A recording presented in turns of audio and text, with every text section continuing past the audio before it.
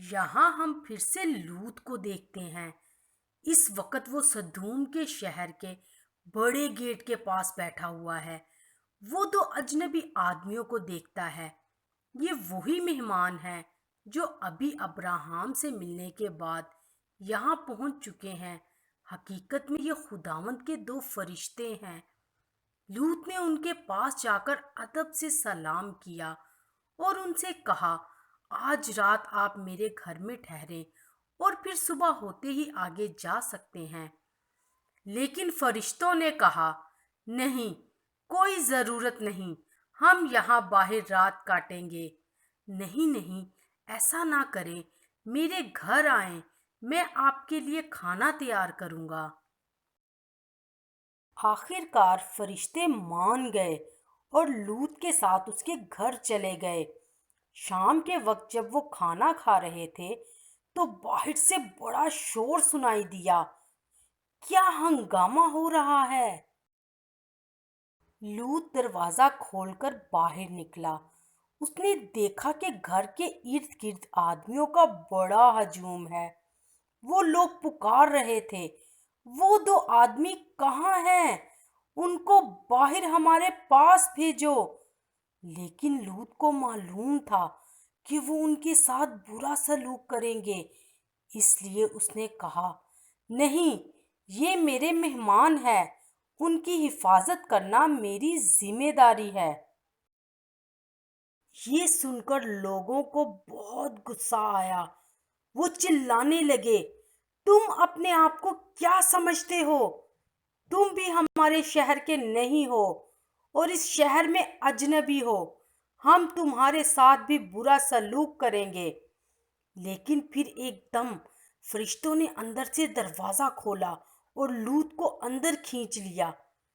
अब वो आदमी बड़े गुस्से में चिल्लाते हुए दरवाजा ढूंढने लगे, लेकिन उनको दरवाजा कहीं नजर नहीं आ रहा था।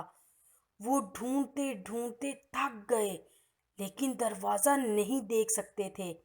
ये फरिश्तों का काम था। उन्होंने उन आदमियों को अंधा करके लूत की हिफाजत की। फिर फरिश्तों ने लूत से पूछा, इस शहर में आपके और कौन से लोग रहते हैं? खुदावंद ने ये सारा गुनाह जो यहाँ के लोग करते हैं देख लिया है, इसलिए वो पूरे शहर को तबाह करने वाला है। खुदा गुनाह से नफरत करता है, वो इसे बर्दाश्त नहीं कर सकता।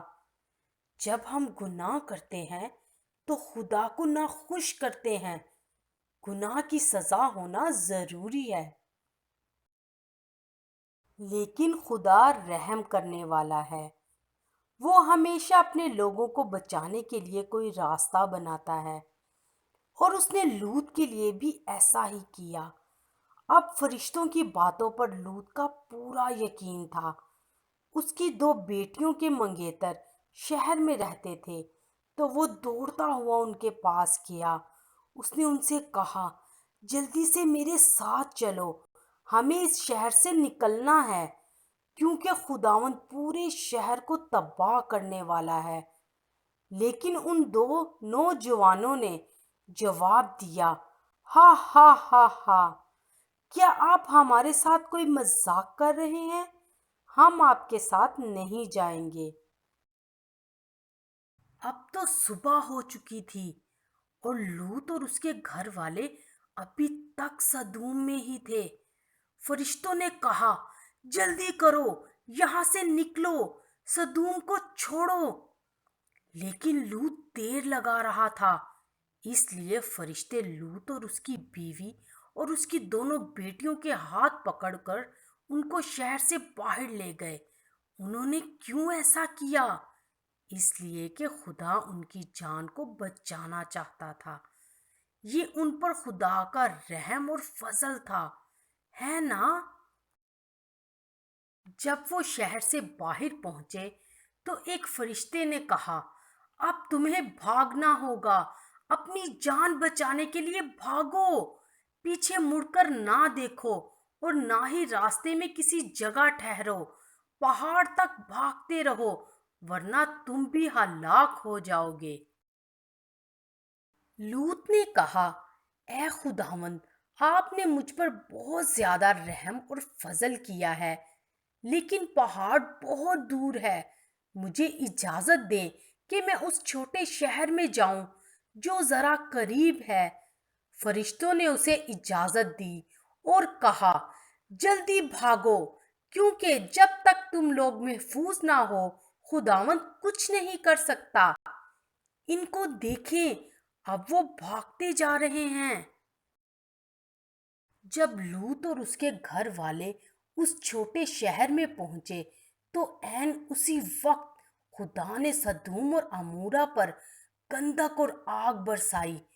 اس نے ان دونوں شہروں کو مکمل طور پر تباہ کر دیا اور سارے لوگ مر گئے۔ کتنے افسوس کی بات ہے!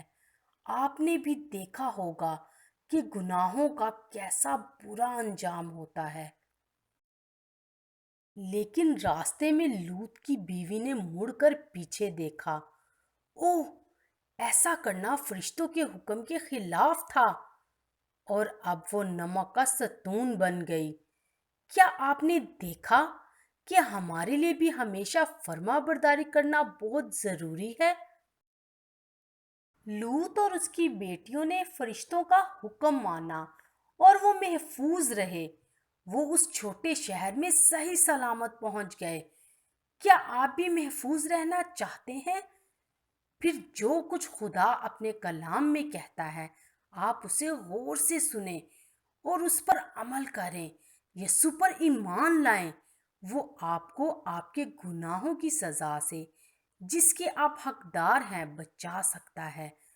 اس سے اپنے گناہوں کی معافی مانگے، وہ ضرور معاف کر دے گا۔ صبح سویرے ابراہم اٹھ کر اس جگہ واپس چلا گیا جہاں وہ اس دن خداوند سے سدوم اور عمورہ کے لوگوں کے لیے رحم مانگ رہا تھا۔ آہ! کتنا افسوس! اس کو صرف دھواں نظر آ رہا تھا۔ پھر وہ سمجھ گیا کہ سدوم اور عمورہ کتنی زیادہ بدی سے بھرے ہوئے تھے۔